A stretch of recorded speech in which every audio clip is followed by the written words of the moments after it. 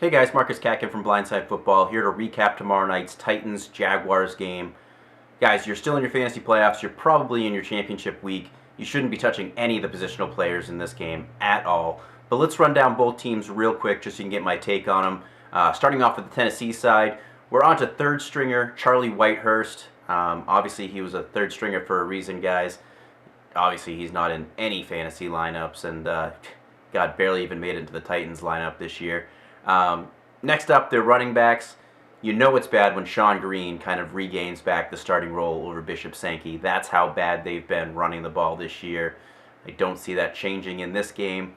And then their receivers, we know Justin Hunter out for the year. Kendall Wright looking like he's going to miss this game. So the only receiving options, quote unquote, that they have for them, or threats I should say, is Delaney Walker, their tight end, and Nate Washington.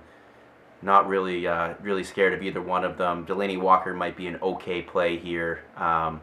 He's been a low-end tight end one all year, and tight end's been quite a wasteland for you.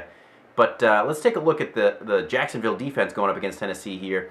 Tennessee has allowed 8 or more fantasy points in 5 of their last 6 games. So the Jacksonville defense could be a sneaky defense in this one if you're streaming defenses and needed to pick somebody up for this week. Switching things over to the Jacksonville side, Blake Bortles is banged up. We may see Chad Henne in this game. And then Toby Gerhart, he might be an interesting play if you're really desperate, if you were one of those Rashad Jennings owners, or if you own Frank Gore and you didn't have either of those guys as handcuffs. Toby Gerhart could be an interesting play in here. Tennessee allowing the most fantasy points per game, third most fantasy points per game to opposing running backs. And Toby Gerhart obviously is back to being the guy after Denard Robinson was knocked out for the year. And finally, the Tennessee defense going up against Jacksonville, another great streaming defensive play. Jacksonville has actually allowed the most fantasy points to opposing defense and special teams this season. They've allowed 7 or more fantasy points to the defense and special teams in every game this year.